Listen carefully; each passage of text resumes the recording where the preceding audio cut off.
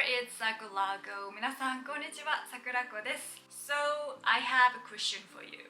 Have you ever had a moment where you felt so alone when you study abroad? Well, I have. And that is something that I'd like to talk about and share with you guys today. And that is one of the experiences I had when I was in Canada. It was such a long time ago, but I clearly remember what it was like, and I feel like I'd like to share with you guys. So let's dive in. So I was on working holiday in Canada a few years before I started YouTube channel. It was around the time before YouTube became a thing or famous. Anyways, it was my first time ever going away from my family, overseas, totally by myself, and I didn't speak English at all.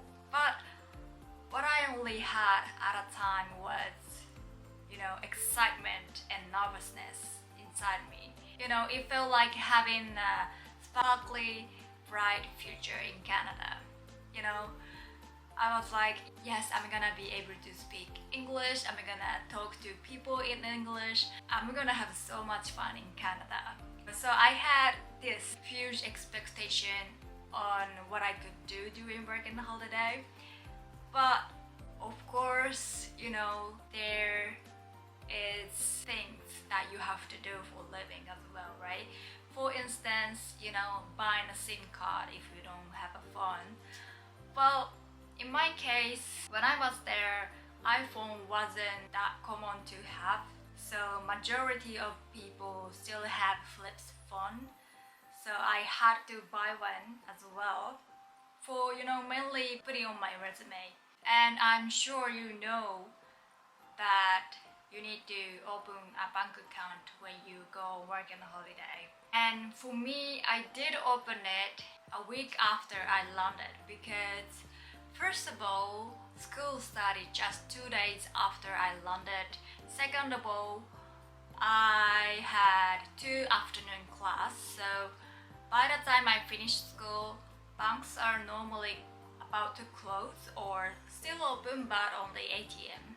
And in the middle of my second week, my host mom told one of the staff at school, who was working as a consultant and also doing a job that look for host family for students, that I had 30,000 Japanese yen in my bag. The rate at a time was about the same, so it'll be about 3,000 Canadian dollars that I was bringing with me to school every day.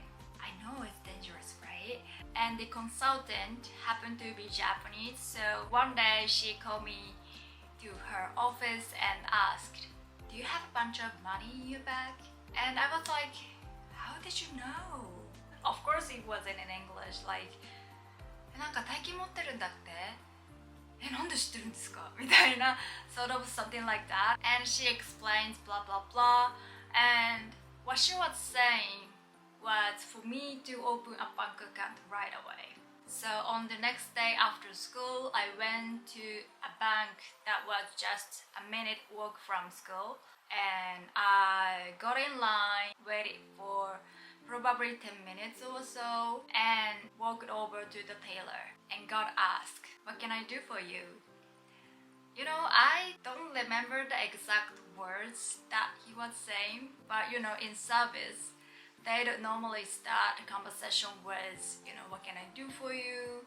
How can I help you today?" Something like that, right? And I barely could catch the words he said because it had been just a week since I got there. I hadn't got anything to get used to it, right? And before I walked into the bank, I even prepared all the sentences that I thought I would say to ask for. So I walked over the teller and looked into his eyes and confidently asked, "I'd like to open my bank account, please." Well, I don't think I sounded like the way I speak right now. I think I was more like, "I would like to open my bank account, please." Sounded like that. And he was explaining blah blah blah blah blah blah. I didn't get probably 95% of the words he was saying, but I started guess that maybe I don't get to open it today. So I was like, I cannot open my bank account today. Yes or not? I guess I seemed so confused. And all of a sudden, I heard Japanese from him. I don't know what he was talking about, but I said yes. Like, yes, please. So he'd left the tailor for a sec and come back with Japanese lady. And, as soon as I saw her face, I started to cry. Like, literally cried. And she was like, it's okay, what can I do for you? And 大丈夫ですよ、どうしました? I told her that I wanted to open my bank account, but I didn't understand what he was saying, and she explained him my situation. He explained what was going on. So eventually I didn't get to do it on that day because the time I went there was they only served withdrawal and stuff. So she asked me whether if I have time before 3 so that she can make a reservation for me. And I believe it was on Thursday. I went back there on the next day because school finished in the morning on Friday, so must be Friday. At the end, I booked on Friday afternoon before 3. I went back to the bank, walked in. She was waiting for me, standing at the reception, and she led me to a private room, and there was another woman sitting on the desk, and I sat down, and Japanese lady was sitting down next to me and did all the paperwork and all the process together. And you know what? I felt so good after all. I feel like I made it. I did it. This might be not a big deal for some people. Like, you could or you couldn't do it by yourself. You didn't understand what he was saying. Like, sort of mocking me. But for me, at a time, a young girl who doesn't speak their language trying to open her bank account by herself, I mean, it's a lot of work going on inside her brain trying to understand it. So I am so proud of her.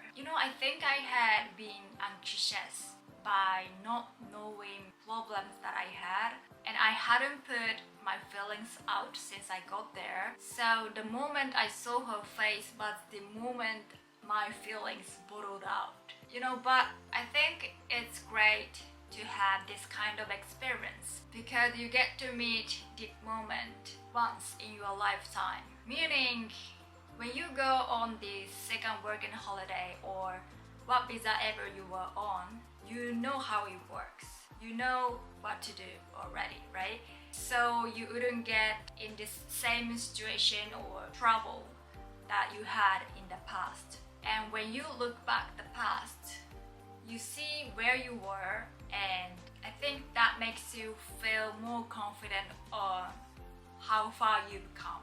And at the end of the day, it's just a memory, really, really, really great memory that you had at your young age. And this is one of non-fiction stories that I had when I was in Canada. For me, every time I talk about my memories, it brings up my other memories and feelings that I had at a time, and I feel like memories. It's really great to talk about what happened in the past in English. Alright, that's it. Today's video. I hope you like it, and if you did, please give me a big like, very big like, and don't forget to subscribe. Life is a wonderful adventure. Thank you for watching, and see you in my next video.